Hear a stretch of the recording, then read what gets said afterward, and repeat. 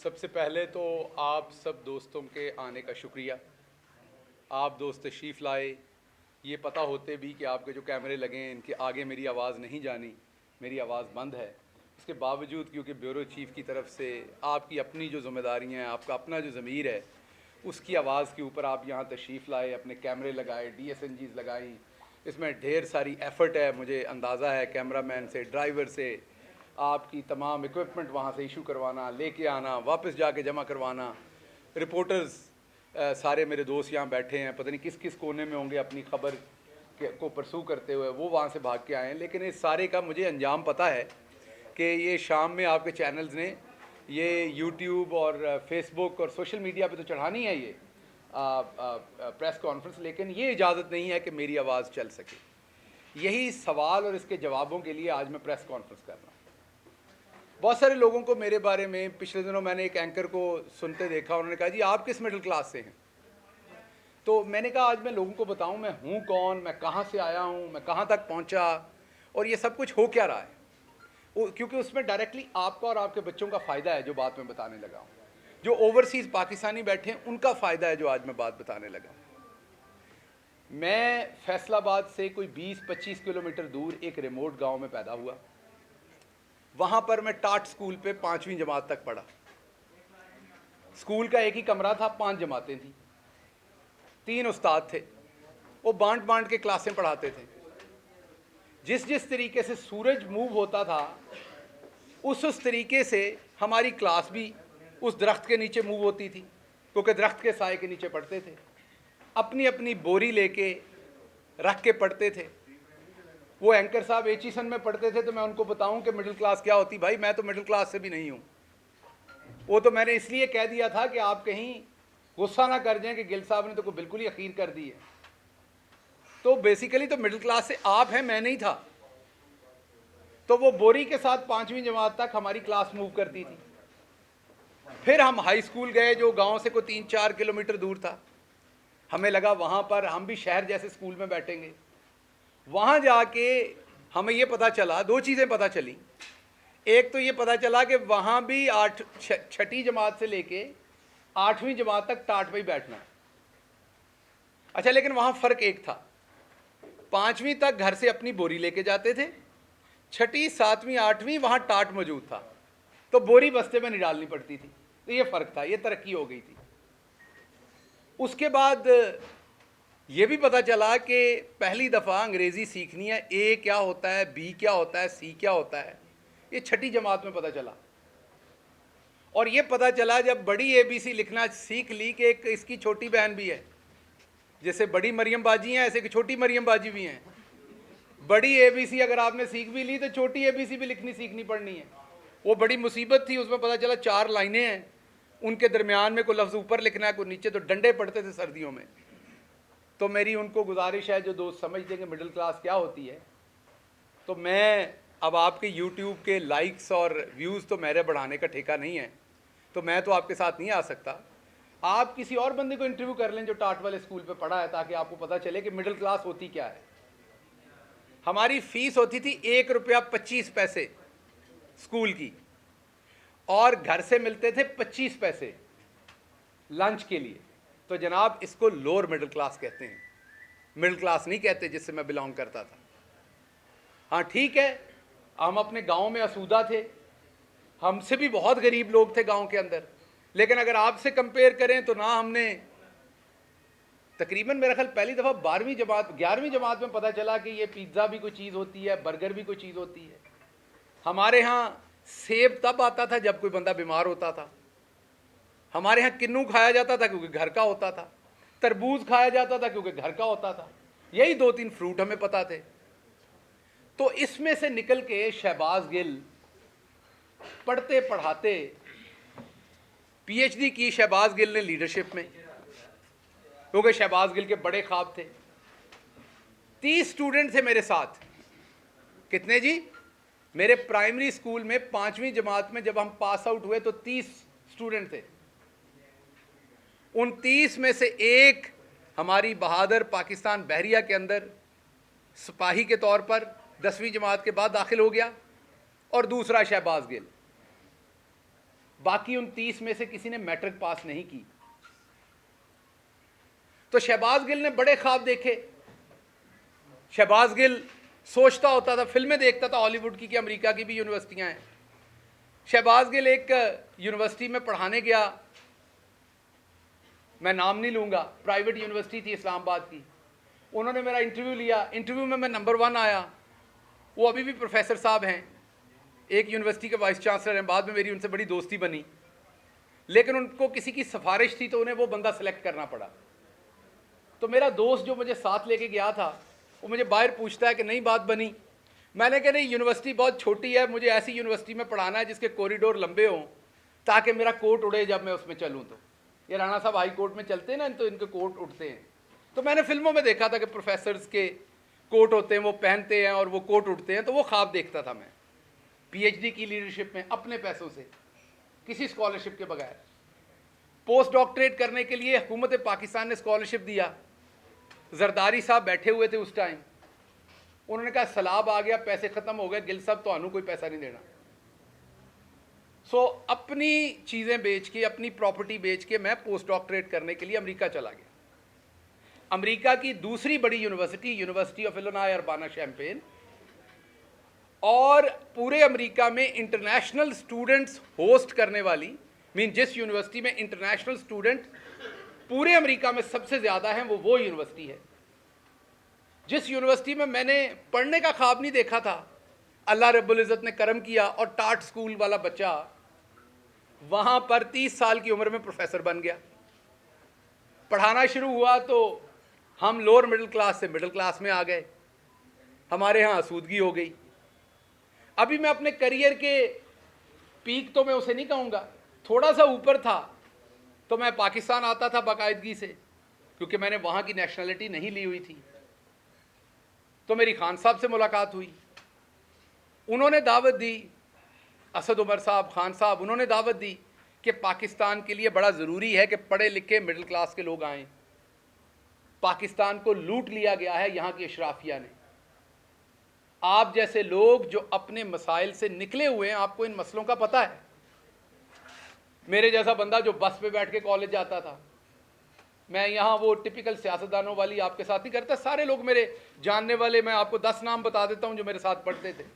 गांव से Honda CD70 के ऊपर बैठ के गवर्नमेंट कॉलेज फैसलाबाद आते थे, 25 किलोमीटर का सफ़र था। हमारे साथ, क्योंकि वो कॉलेज सबसे अच्छा था, साथ पढ़ने वाले बच्चे ज़्यादातर अशराफिया के थे। और हम जब आते थे, पहला लेक्चर 8 बजे शुरू होता था, तो 1 घंटा लगता था टांगें गर्म करने में। टांगें अकड़ी होती थी जब मोटरसाइकिल से उतरते थे, खड़े नहीं हुआ जाता था सीधा।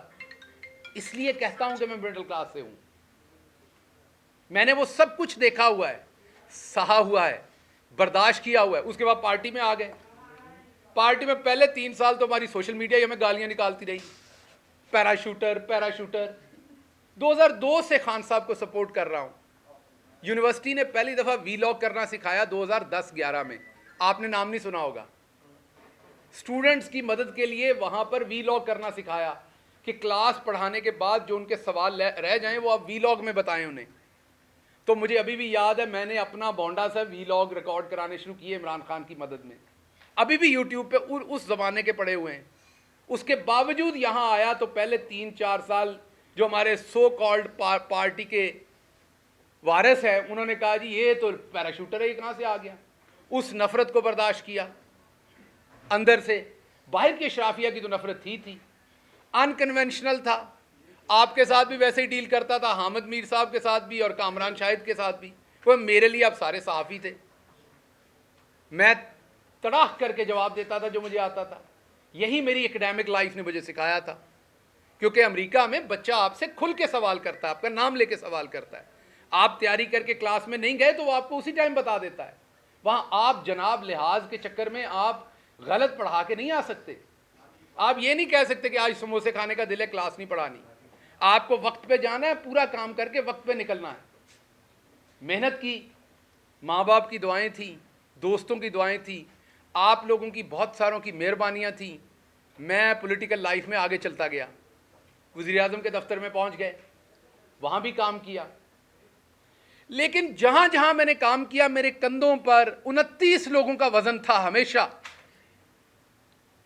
शहबाज गिल ने इसलिए फेल नहीं होना था और ना कभी इंशाल्लाह होगा, क्योंकि वो उन 30 लोगों को रिप्रेजेंट कर रहा था university of Illinois Urbana champagne में भी, वो उन 30 लोगों को रिप्रेजेंट कर रहा था यहां चीफ मिनिस्टर ऑफिस में भी, वो उन 30 लोगों को रिप्रेजेंट कर रहा था प्राइम मिनिस्टर ऑफ पाकिस्तान के ऑफिस में भी। शहबाज गिल के कंधों के ऊपर उन 30 लोगों की ख्वाहिशें थी साथ, क्योंकि उनमें से बेचारे ज्यादातर तो उधर चारा डाल रहे हैं, उन्होंने कभी शहर नहीं देखा, उनके पांव की एड़ियां फटी हुई हैं, कभी वो वैसलीन नहीं लगा सके। मैं वो टिपिकल सियासतदानों वाली बातें नहीं कर रहा कि जी मेरे घर में ये नहीं है, मेरे इलाके में ये नहीं है। मैं जो बातें कर रहा हूं, मेरे साथ 2-4 लोग चले, मैं अपने क्लास फेलो से आपको मिलवा देता हूं। सो उन तमाम लोगों का बोझ लेके मैं खड़ा था, क्योंकि मैंने जीतना था, मैंने उनके लिए जीतना था, ताकि आगे उनके बच्चे सोचें कि इस गांव में पैदा होकर स्टार्ट स्कूल में पढ़ के आपका जहां दिल करे आप वहां पहुंच सकते हैं। और मैं पहुंचा। मैंने अमेरिका में, ये रांझा साहब बैठे हुए हैं, बताएंगे, अमेरिका में जाके डॉक्टर्स तो हमारे सेटल हो जाते हैं, टेक्निकल एजुकेशन, वो भी बहुत बड़ी बात है, छोटी बात नहीं है। लेकिन अमेरिका में पाकिस्तानी पढ़ा हुआ प्रोफेसर आप ढूंढ के दिखा दें मुझे। अशराफिया का बच्चा तो होगा अमेरिका की किसी यूनिवर्सिटी में पढ़ाता, किसी गरीब आदमी का बच्चा आपको एक आधी मिलेगा अमेरिका की यूनिवर्सिटियों में, और वो भी अमेरिका की टॉप यूनिवर्सिटी के अंदर।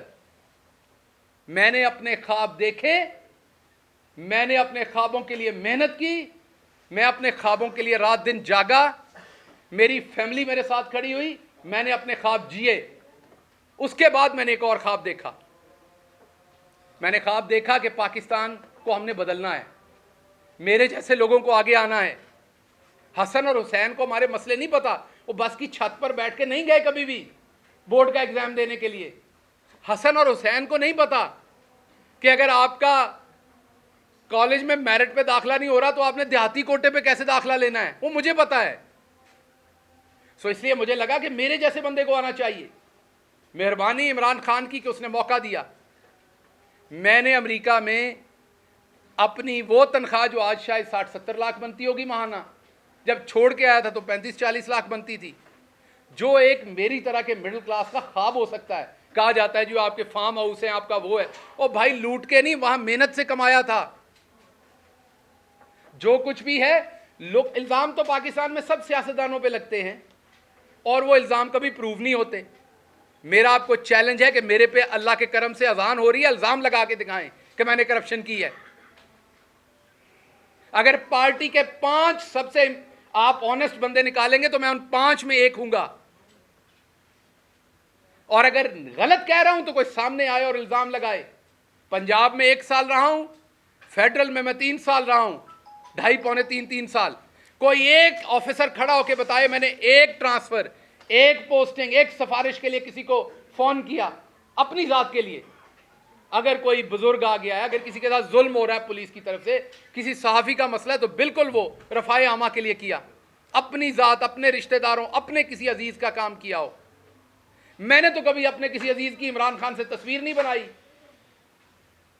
चीफ ऑफ स्टाफ होने के बावजूद मेरे किसी दोस्त की तस्वीर दिखा दे, मेरे किसी फैमिली मेंबर की, मेरे भाई की, मेरी बीवी की, मेरे किसी इंसान की तस्वीर दिखा दे इमरान खान के साथ, मैंने एक ही चीज सीखी थी, पूरा तोलो। जब मेरे पे जिम्मेदारी थी मैंने पूरा तोला। मैंने अमेरिका में एक आर्टिकल लिखा। मेरे दादा एक अनपढ़ थे, चौधरी इस्माइल गिल। जब पाकिस्तान बना, इधर मजाक उड़ाया गया, इनकी दादी आलू पालक पका रही थी गर्मियों में। हम अमृतसर वाले हर चीज की वड़ियां बनाते हैं। सर्दी तब फ्रिजें नहीं होती थी, सर्दियों की आपकी जो सब्जियां हैं वो गर्मियों में इस्तेमाल होती, गर्मियों की सब्जियों। अब आप हमारा, क्योंकि उधर बॉर्डर बंद है, हमें पता नहीं इस कल्चर का। अमृतसर से जो लोग आए वो भी घरों में बनाते हैं। तो आपको इस बात का क्या पता कि हम गर्मियों में भी साग खाते थे, हम गर्मियों में भी आलू मटर हमारे पास होते थे, क्योंकि हम उसका जैसे आप अचार बनाते हैं इसी तरीके से वो सब्जियां भी सिक्योर हो जाती थी। बहरहाल इस बकवास पे मैं क्या जाऊं, मैं वापस आता हूं कि मेरे दादा बहुत परेशान थे कि उन्होंने पाकिस्तान आना है कि नहीं। ये मैंने आर्टिकल लिखा था अमेरिका में, दोबारा पब्लिश करूंगा। ये लिखा था जब आदित्यनाथ योगी के, क्या नाम है उसका, जो यूपी का चीफ मिनिस्टर बना, जब उसने कहा कि मुसलमान चले जाएं तो मैं अमेरिका में प्रोफेसर था पाकिस्तानी, तो मैंने एक आर्टिकल लिखा था अमेरिका की अखबार में कि मेरे दादा बहुत परेशान थे कि उन्हें पाकिस्तान जाना है कि नहीं, क्योंकि सब कुछ छोड़ के जाना पड़ना था। उन्होंने फैसला लिया था और वो सारी उम्र जब तक यहां थे, जितनी देर जिंदा रहे, तो वो पूछते रहे, अनश्योर थे कि मैंने सही फैसला किया था कि नहीं। उसको देश कहते थे जब भी बात सुनाते थे। सभी के आपके बुजुर्ग जितने, वो देश कह के बातें सुनाते थे, आपको पता है। तो वो अनश्योर थे कि मुझे वहां जाना है कि नहीं जाना, छोड़ के आना चाहिए था कि नहीं। तो मैंने अमेरिका में बैठ के जवाब दिया था कि दादाजी आपका फैसला दुरुस्त था। अगर आज आप इंडिया में होते तो आपको आदित्य योगी जो है वो आपको 2-3 हज़ार रुपए देता, कहता टिकट पकड़ो और लाहौर जाओ। आपने अच्छा किया था, पाकिस्तान आ गए थे। वहां मुसलमानों के लिए पनाह नहीं है, घर नहीं है। लेकिन अगर मेरे दादा को यह पता होता कि मेरा पोता सारी मेहनत करके हर जगह पहुंचेगा, फिर उसे नंगा करके मारा जाएगा, तो शायद वो दोबारा सोचते कि मैंने जाना था कि नहीं। और मुझे अगर अमेरिका में यह लिखते हुए पता होता, और अगर मुझे आते हुए यहां पता होता कि मैं पाकिस्तान बदलने जा रहा हूं। आपने देखा हमारी पार्टी में, मैं अपनी पार्टी के हर शख्स का एहतराम करता हूं जो आज इमरान खान के साथ खड़ा है। इमरान खान जान की बाजी लगा रहा है इस कौम के लिए। जो उसके साथ किसी भी तरह से खड़ा है, मैं उसके पांव की धूल के बराबर भी नहीं हूं। लेकिन आपने एक सवाल पूछा अपने आप से, गिरफ्तारियां तो बहुत हुई, पर्चे भी बहुत हुए। वैसी किस्म का जो मैं बयान नहीं कर सकता यहां आपको, वो तशद्दुद सिर्फ शहबाज गिल पे, आवाज बंद सिर्फ शहबाज गिल की। 16 दिन घर वालों से, दोस्तों से, किसी से मिलने ना दिया गया, वो सिर्फ शहबाज गिल को। अदालतों में ट्रायल चल रहे, तेजी से यहां 3-3 साल फर्दे जुर्म आयद नहीं हुई। मेरे पे 2 महीने के अंदर फर्दे जुर्म आयद करनी, जिसमें सजाए मौत है, जिसमें उम्र कैद है। क्यों? क्योंकि मैं उस इस्माइल गिल का पोतरा हूं जो लोअर मिडिल क्लास से था, अनपढ़ था, वहां से उठ के यहां आ गया था। उसकी यह गलती थी। हिंदुस्तान के अंदर यही 124A जो दफा है, इसके ऊपर लोगों के ऊपर मुकदमात किए गए और सबसे ज्यादा मुसलमानों को गद्दारी के जुर्म में जेलों में डाला गया। हिंदुस्तान की सुप्रीम कोर्ट ने आखिर तंग आके इस कानून को अंग्रेजों का काला कानून कह के बंद कर दिया। आज हिंदुस्तान के अंदर किसी के ऊपर, इस दफा के ऊपर पर्चे नहीं हो सकते। और मेरे ऊपर 2 दर्जन गद्दारी के पर्चे दे दिए। मैं कहां से गद्दार हूं? मेरा बाप कहां से गद्दार है? मेरा दादा कहां से गद्दार है? हम अपना सब कुछ छोड़ के इस मुल्क में 2 दफा हिजरत की हमने। मेरा दादा सब कुछ छोड़ के आया, मुझे मौका मिला, मैं दुनिया के सबसे सुपर पावर में गया, वहां की सबसे बड़ी यूनिवर्सिटी में गया, मैं टॉप सैलरी ले रहा था, अपने सारे मटेरियल ख्वाब जी सकता था। सब कुछ छोड़ के, अपनी फैमिली वहां छोड़ के मैं यहां आया। मुझे सब ने मना किया, मुझे पछतावा नहीं है, मैं इसकी कीमत दे रहा हूं। लेकिन आपको बता रहा हूं, ओवरसीज पाकिस्तानियों को बता रहा हूं, आपको यह बुखार नहीं होना चाहिए। मैंने आज रांझा साहब को बताया, इनको भी बड़ी चुल है यहां सियासत करने की। मैंने कहा आपको यह बुखार नहीं होना चाहिए, चुप करके वहां अपना काम करें, पाकिस्तान की मदद करनी, वहां से पैसे भेजें बस। खबरदार, आप मिडिल क्लास के लोगों ने सोचा कि आप सियासत करके इन वडेरों के बराबर बैठ सकते हैं। क्योंकि मैं इनसे डरता नहीं था, मैं बराबर के जवाब देता था, मेरे अंदर खौफ नहीं था। मैं इन वडेरों की औलाद को बराबर टीवी पे टक्करता था। मुझे तब भी धमकियां दी जाती थी। मैं वाहिद हूं पीटीआई में जिसने पीटीआई की हुकूमत में आप सबके सामने हाईकोर्ट में केस भुगते, मुंह पे स्याही डलवाई, अंडे खाए, जूते मारे गए मुझे। मेरी अपनी हुकूमत, मेरा अपना चीफ मिनिस्टर, मेरी अपनी पुलिस मुझे प्रोटेक्ट नहीं कर सकी तब। क्यों? क्योंकि मैं मिडिल क्लास से था। यहां आप किसी और की हुकूमत में किसी शहजादे को हाथ लगा के देखें, ऐसी की तैसी आपकी। गरीब को तो ऐसे उठाते हैं, गरीब को तो ऐसे उठाते हैं, मिडिल क्लास के बंदे को तो ऐसे उठाते हैं जैसे उसका कोई हक ही नहीं है। एफआईआर देते हैं, मैं देखता हूं उसमें जो दफात लगी हुई हैं, इतनी तो जमातें नहीं मैंने पढ़ी सारी जिंदगी में जितनी आपने दफात लगा दी मेरे ऊपर। और मेरे बयानों को अपनी मर्जी से तोड़ मरोड़ कर पेश किया। आप कहते मैंने ये गुनाह नहीं किया, नहीं आपने किया है। जबरदस्ती है आपके ऊपर कि आपने किया है गुनाह। अब क्या हो रहा है?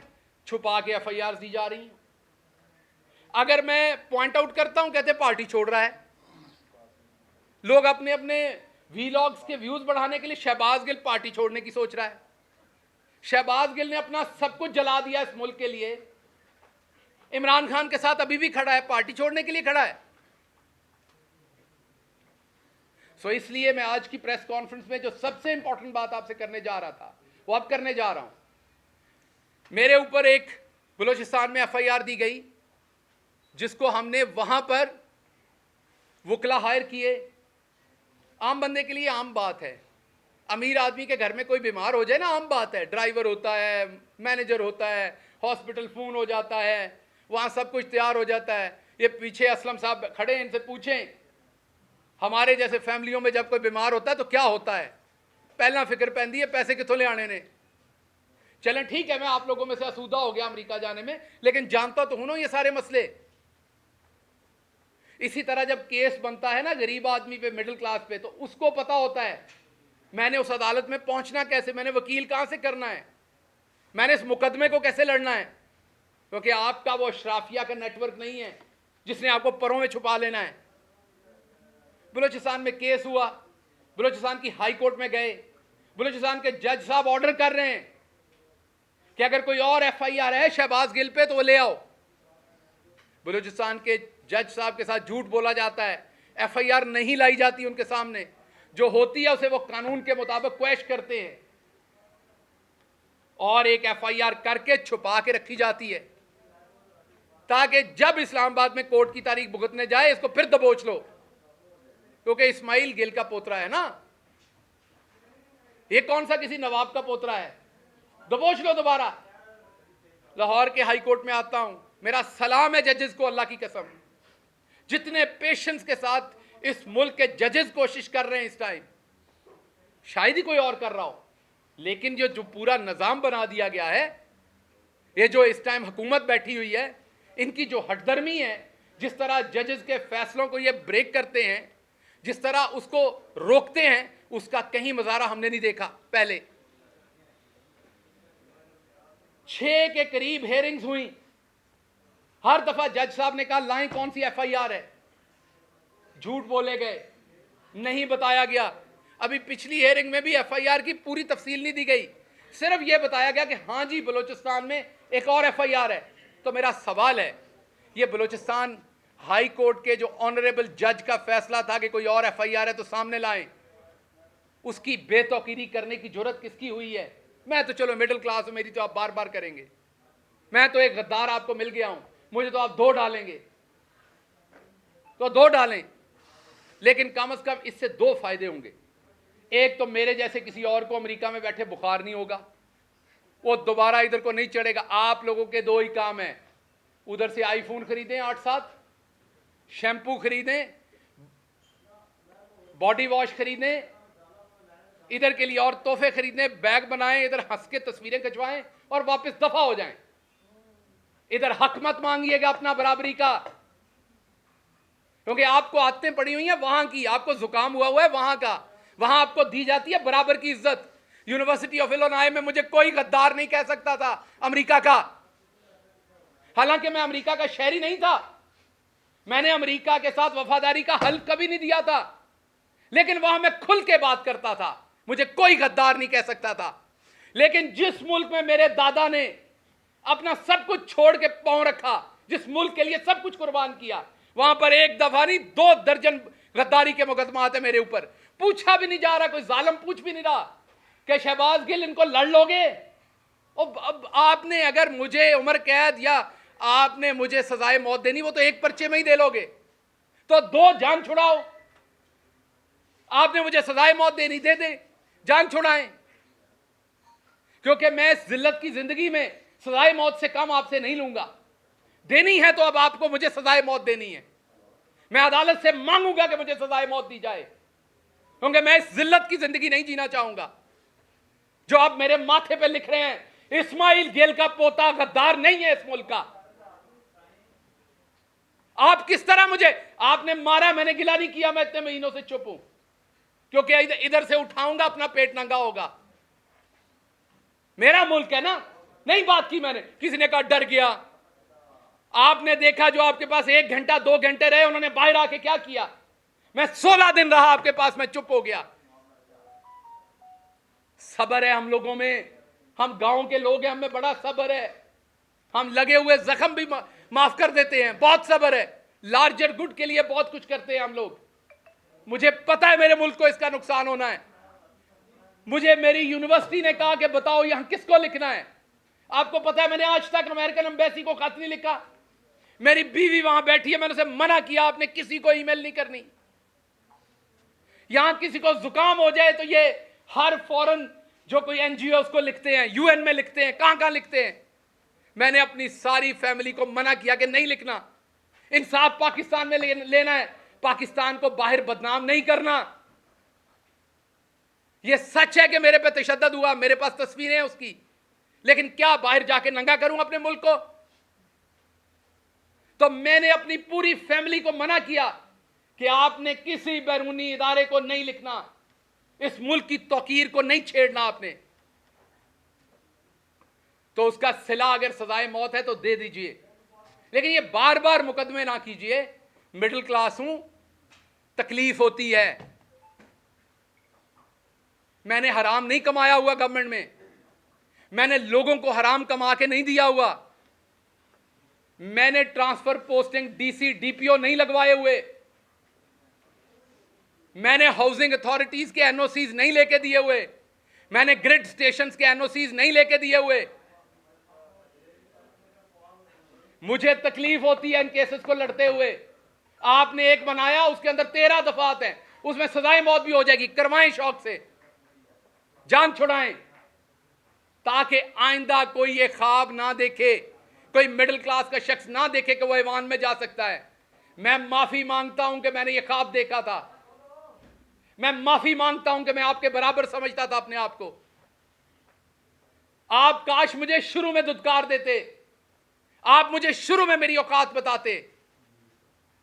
सो इसलिए मैं दोबारा आपको कहता हूं, मेरे पे मुकदमात करने सामने करें, ये छुपा छुपा के ना करें। मैं इतना ताकतवर शख्स नहीं हूं, ना मेरे पास कोई इतना नेटवर्क है पाकिस्तान के अंदर कि मैं आपके छुपे हुए मुकदमा ढूंढ लूंगा, कभी वहां से बलोचिस्तान से। वो मैंने जहां पे मेरे पे मुकदमा किया, मैंने देखा है वो 22 घंटे की मुसाफत है। तो उससे बेहतर नहीं आप इधर ही सजाए मौत दिलवा दे। मेरे घर वालों को लाश लेने की भी आसानी होगी, वहां से उस जेल से कैसे लाश लेके आएंगे? तो कुछ तो सोचें। या ये जुर्म मेरा ये है कि मैं मिडिल क्लास से हूं, आपने फड़का के रखना है। मैंने कभी नहीं कहा कि इवन नून लीग के किसी बंदे को आज तक मैंने नहीं कहा कि उसे जेल में डालें।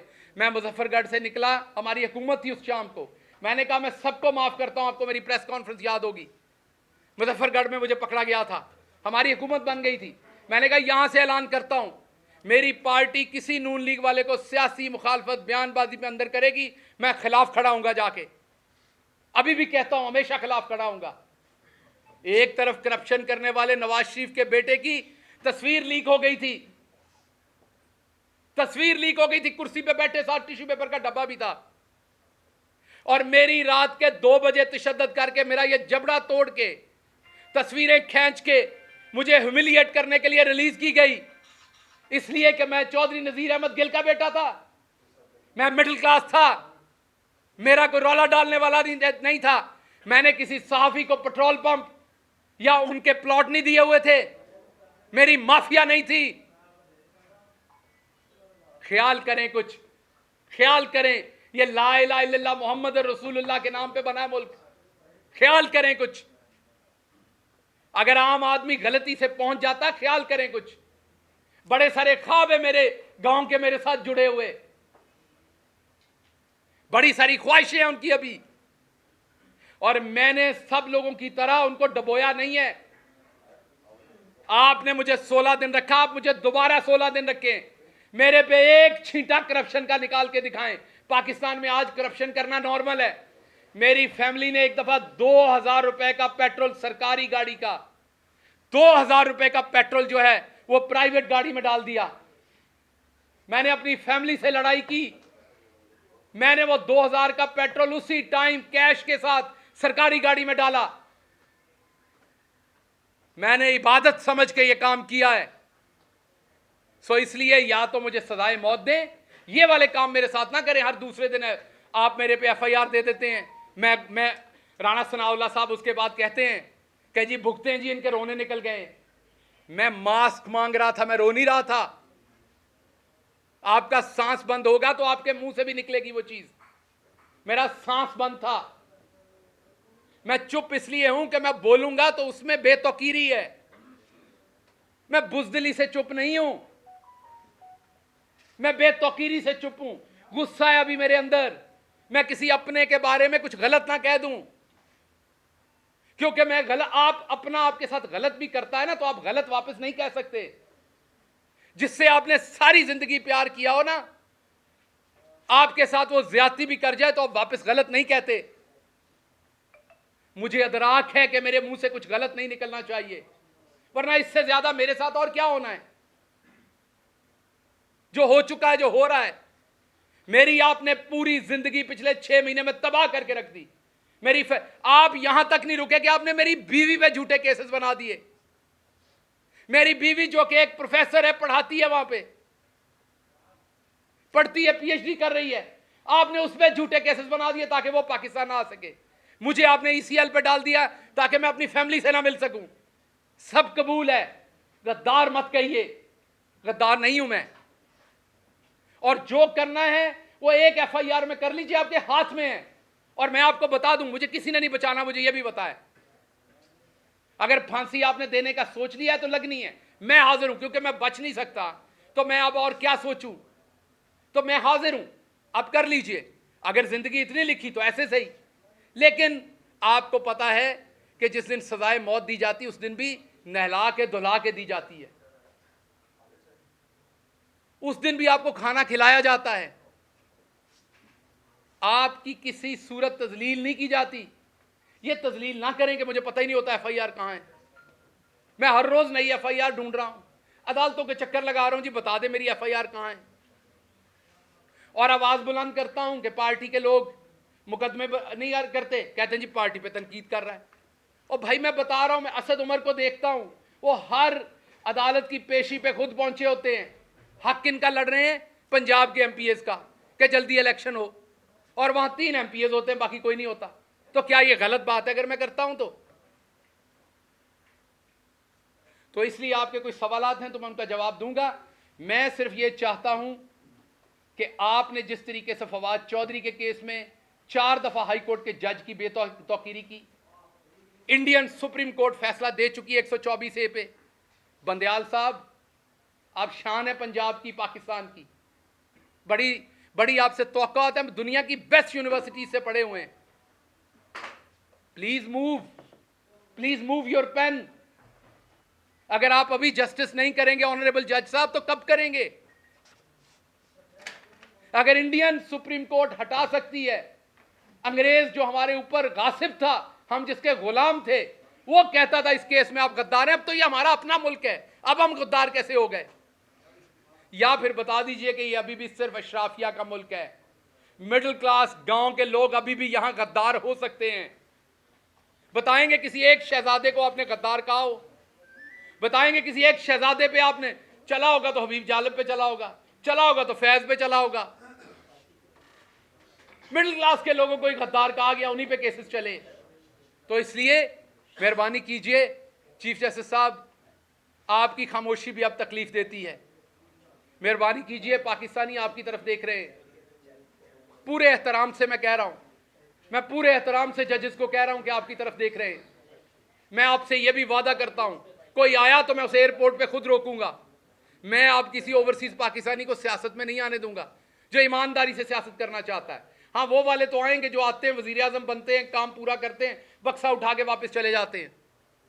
कोई हमारी तरह का आने लगेगा ना मिडिल क्लास, तो मैं उसे कहूंगा नहीं आना। मुझे ये समझ आ गई है कि हमारी ये औकात नहीं है। मुझे अच्छी तरह से समझ आ गई कि हम इस चीज़ के लिए नहीं बने। मुझे ये भी अच्छी तरह समझ आ गई, इवन यहां बैठे भाइयों ने भी अभी मेरे कपड़े उतारने हैं, शहजादों के नहीं उतरने। शहजादों से सवाल नहीं, ऊंची आवाज में सवाल नहीं हो सकता।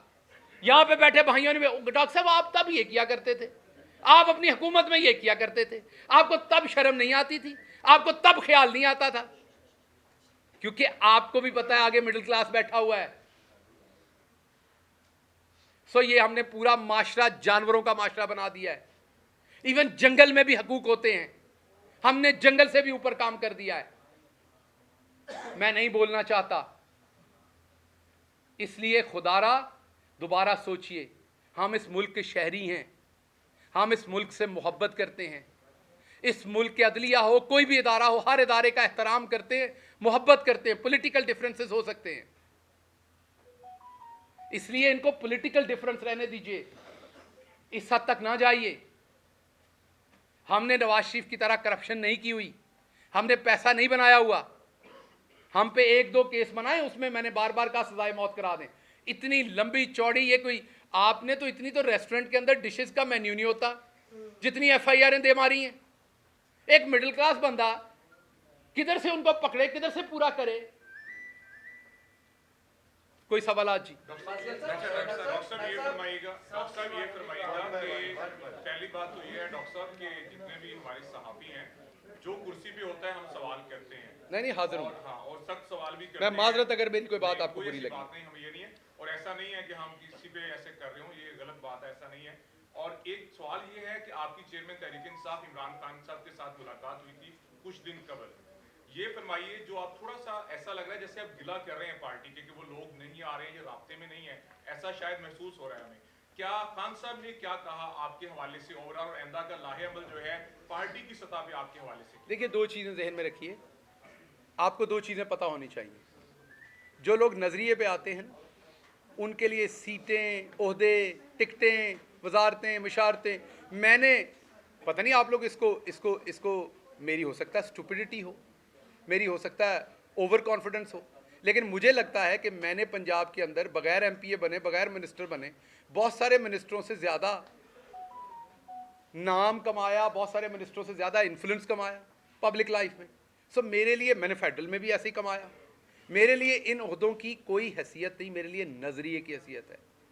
मैं उस पर इमरान खान के साथ आया था, उनसे जो मुलाकात हुई वो भी उनकी हेल्थ के बारे में, मेरे केसेस के बारे में ये बात हुई। जो मैं बाहर बात करता हूँ वो मुझे तकलीफ होती है देख के, वो कोई खान साहब से मुलाकात से रिलेटेड वो बात नहीं है। मुझे बताइए ना, असद उमर साहब इस्लामाबाद से लाहौर आते हैं, उनके साथ 3-4 वहां पर लोग यहां से लाहौर से उठ के जाते हैं या पंजाब से उठ के जाते हैं, बाकी क्यों नहीं जाते? कौन कहेगा पार्टी में, ये कौन झंझोड़ेगा इन्हें? तो झंझोड़ता हूं तो क्या गिला? नहीं, मेरा हक है। चले मेरे केस में तो वो ले लेंगे, इंडिविजुअल है, मेरा फायदा होना है अगर मैं बच गया उसमें से, तो वो तो केस सबका है ना। तो इसलिए बात कर रहा हूं, बिल्कुल इसका किसी और वजह से, और बात करता रहूंगा मैं, क्योंकि यही हमारे लीडर ने सिखाया कि बात करें, बात करता रहूंगा। लेकिन जो फैसल वाडा साहब या दूसरे लोग हैं, वो अशराफियाँ हैं, उनकी और बात होती है, उनकी बातों में और बातें होती हैं, उनकी बातों के अंदर wheels with in the wheels होते हैं। हमारी जो बात है वो सीधी है, इतनी सी बात है जो कर दी है, और इतनी ही है। पार्टी में था, हूँ, रहूंगा, पार्टी के डिसिप्लिन का पाबंद हूँ। आपकी तरफ आता है, जब आप भी पेशी पे जाते हैं तो आपके साथ भी कोई रहनुमा या MP? इसका मैंने जवाब दे दिया, आगे चले, इसमें कोई इंपॉर्टेंट बात नहीं, इसमें कोई मसाला नहीं निकलना। सिर्फ मैं अपने मेंबरान को कह रहा हूँ, मैं बता देता हूँ, मैं बताता हूँ, ये सिर्फ मेंबरान अपने को बता रहा हूँ कि पूरी एफर्ट करें। अकेले खान ने आपका ठेका नहीं लिया हुआ सारी एफर्ट करने का, आप सबको एफर्ट करनी पड़नी, अकेले खान ने सारा वजन नहीं उठाना। पिछले दिनों एक आपने ट्वीट किया, ट्वीट के अंदर आपने कहा वही वर्ड दोहराए जो कि फैसल वाडा जो है मुख्तलिफ प्रोग्राम्स में बैठ के दोहराते हैं कि आस्तीनों के सांप। वो कौन है आस्तीनों के सांप जो खान साहब के इर्द गिर्द हैं? इधर भी होंगे 4-5, हर जगह ही होते हैं, कोई परेशानी नहीं लेते उस पर। मफाद परस्त लोग हैं, जब दोबारा अगर हुकूमत में आए, इमरान खान साहब के अच्छे दिन हुए तो फिर आपको जरूर बुला के बताऊंगा, अभी नहीं। आपने इस्लामाबाद पुलिस को ये बयान दिया है कि जो आपने बात की थी वो अमाद यूसुफ साहब के मशवरे से की थी, क्या आपने इस्लामाबाद पुलिस को कोई ऐसा बयान दिया है? यार वो मैंने ज़िमनियाँ पढ़ी तो नहीं है, लेकिन मुझे किसी ने बताया उस ज़िमनी में तो इतनी इंटरेस्टिंग बातें लिखी हैं कि मुझे खुद अंदाज़ा नहीं है। मेरी बिल्कुल मैंने ऐसा कोई बयान नहीं दिया, ना खान साहब के बारे में, ना अमाद यूसुफ साहब के बारे में, ना किसी और के बारे में। तो ये बिल्कुल गलत है, क्योंकि केस अदालत में, इसलिए मैं उस पर ज़्यादा बात इसलिए नहीं कर सकता कि उसका फ़ायदा नुकसान दूसरी पार्टी उठा लेती है, लेकिन ये बिल्कुल गलत बात है। डॉक्टर साहब ये बताइएगा कि पिछले दिनों जो है वो सीनियर रहनुमा नून लीग के जावेद लतीफ, उन्होंने भी प्रेस कॉन्फ्रेंस की, उसमें उन्होंने कहा कि हमारे साथ कोई डबल गेम कर रहा है। हमारे दौर में हमारे ऊपर नामालूम अपराध के पर्चे होते थे और इधर जो है वो सरकारी अफसरान से पर्चे दिलवाए जा रहे हैं इनके खिलाफ। तो ये नामालूम वाला मामला आपसे एक बार ऑफ रिकॉर्ड भी बात हुई थी 90-4 में, वहाँ भी आपने कहा था कि ये मामलात अब खत्म होने वाले हैं। तो क्या ये खत्म हो जाएंगे नामालूम वाले मामलात या ऐसे ही चलते रहेंगे? अगली दफ़ा जब जावेद लतीफ़ की प्रेस कॉन्फ्रेंस हो आपने बिल्कुल छुट्टी नहीं करनी और उनसे ये सवाल ज़रूर पूछना है। अच्छा डॉक्टर साहब ये बताइएगा, डॉक्टर साहब ये आपने कहा है कि जो मिडिल क्लास लोग हैं वो पाकिस्तान ना आए, सियासत में हिस्सा ना लें। वैसे आए, मिलने आए, पाकिस्तान पैसे भेजें, सब कुछ करें, सियासत ना करें। आप खुद भी मिडिल क्लास से हैं, तो इसका मतलब आप तो सियासत करें या सियासत को खैर बात कह रहे हैं। भाई साहब मैं खैर बात नहीं कह रहा, पर मैं जो कुछ साड़ छड़िया है सारे ने साड़ना है। मैं नहीं चाहूंगा कोई और जलाए सब कुछ। ये मैं नहीं चाहूंगा वो, इसकी कीमत बहुत बड़ी अदा की है मैंने, सब देंगे वो कीमत। डॉक्टर साहब ये बताएं जी जी असम साहब को कर, मैं आपकी तरफ आ रहा हूँ। इमरान खान से आखिरी मुलाकात हुई, उस मुलाकात में आपके केसेस के हवाले से उन्होंने क्या इंस्ट्रक्शन दी थी या पार्टी अहदेदारों को क्या इंस्ट्रक्शन दी थी, नंबर 1। और नंबर 2, हम आपके साथ हैं हमेशा, तहरीक इंसाफ के जो बीट रिपोर्टर है वो बड़ा, आप लोग भाइयों की तरह हमेशा, मैं उसका बहुत शुक्रगुजार हूँ। दूसरा ये बताइएगा कि क्या आप जो है वो आइंदा का आपका लाहेमल क्या है? केसेस आपके साथ चल रहे हैं, पार्टी के लोग कुछ नहीं खड़े हुए साथ आपके, लेकिन आइंदा का क्या आप अगर खान साहब कहें तो पार्टी के लिए अपनी खिदमत जो है वो कंटिन्यू रखेंगे या इसे फिलहाल सेट असाइड कर रहे हैं? देखिए इसका जवाब मैं बार बार दे चुका हूँ, इसका जवाब एक ही है, मैं पार्टी के साथ हूँ, पार्टी के साथ रहूँगा। एतराज़ में करूँगा, पहले भी करता था, अभी भी करता हूँ। पहले कौन सा मैं नहीं करता था, पहले भी मेरी बातें आती थी, पहले भी करता था, अब भी करता हूँ। ये इमरान खान से सीखी है बात, उन्होंने सिखाई, हमेशा अप्रिशिएट किया। सच बोले, इमरान खान का सिपाही था, इमरान खान के नज़रिए पे आया था। कोई ओहदा मिले ना मिले, किसी जगह पे काम कर रहा हूँ ना करूँ, अगले सवालों का जवाब दे रहा हूँ ताकि मुस्तकबिल का भी, अगर सजाए मौत ना हुआ, जीता रहा तो उनके साथ सियासत करूँगा, फड़का दिया गया तो फिर अल्लाह की सुपुर्द। अच्छा डॉक्टर साहब ये बताएं कि अभी सारा कुछ जो कुछ आपके साथ हुआ वो चीज़ आप आए वो भी आपने बताया, ये बताएं कि अभी कुछ आपने ये भी जिक्र किया कि ना तो मैंने NOC दिलवाए हैं, ना ही मैंने कोई ट्रांसफ़र पोस्टिंग करवाई है। ये सीधा साधा एक चार्जशीट है जो आप अपने लोगों की तरफ ही अपने लोगों पे नहीं, मैं इसे शराफिया पे लगा रहा हूँ, जो हर हुकूमत में हर जगह पे व्हीलर एंड डीलर होते हैं उनकी बात, या किसी वजीर मशीर की या किसी में मेंबर की जरूरी, सब कुछ होता है यहाँ, आप सबको पता है। अच्छा ये मेरा सवाल अभी कंटिन्यू कर रहे हैं जी अगला सवाल। हम सब कहते थे कि जब हुकूमत खत्म होगी इमरान खान साहब की, तो शहबाज गिल साहब पहले इंसान होंगे जो टिकट लेंगे और वापस चले जाएंगे, लेकिन हमारे सबके वो आइडियाज गलत साबित हुए। क्या अब आप स्टैंड कर रहे हैं कि आपने इस लड़ाई में उतर चुके हैं, ये लड़ाई एंड तक लड़नी है, और क्या इस लड़ाई में आपको इमरान खान साहब की हिमायत हासिल है? इस सवाल का जवाब 4 दफ़ा दे चुका हूँ, पता नहीं किस गलती शक पै गई है। साहब 4 दफ़ा 4 लोग ये सवाल पूछ चुके हैं और मैं जवाब दे चुका हूँ। ये बताइएगा, आपने मैंने बड़ी डीपली आपकी जो कुछ भी हो जाए, कभी इमरान खान के खिलाफ मेरे मुंह से बात नहीं निकलनी, जिधर से घुमा के भी सवाल हो, पार्टी के खिलाफ नहीं निकलनी। जो मफाद परस्त हैं हर जगह होते हैं, यहाँ भी हैं, पार्टी में भी होते हैं, यूनिवर्सिटी में होते हैं, हर जगह पे होते हैं, वो उनका करें। जब मेरे और पार्टी के फायदे में होगा तब जरूर नाम अच्छा लेंगे। गिल साहब, आपकी प्रेस कॉन्फ्रेंस बड़ी दिल से सुनिए, हमेशा ही दिल से सुनते हैं। आपने प्रेस कॉन्फ्रेंस वाइंड अप करते हुए ये कहा कि जिनके साथ प्यार मोहब्बत होती है फिर उनका नाम नहीं लेते, जिक्र नहीं करते, उनके बारे में दुआया कलमात ही कहते हैं, खैर के कलमात। जनरल बाजवा आपके साथ 5.5 साल मिला, तो आपको नहीं लगता इमरान खान साहब को दुआया कलमात ही निकालनी चाहिए और आप भी हाथ होला रख देते, तो आज ये नाम आप अभी इमरान खान साहब से मिलके आए थे, मुझे बड़ा अफसोस हुआ कि आपने ये सवाल उनसे नहीं पूछा। अगली बार जाएं तो जरूर पूछिएगा। बहुत शुक्रिया।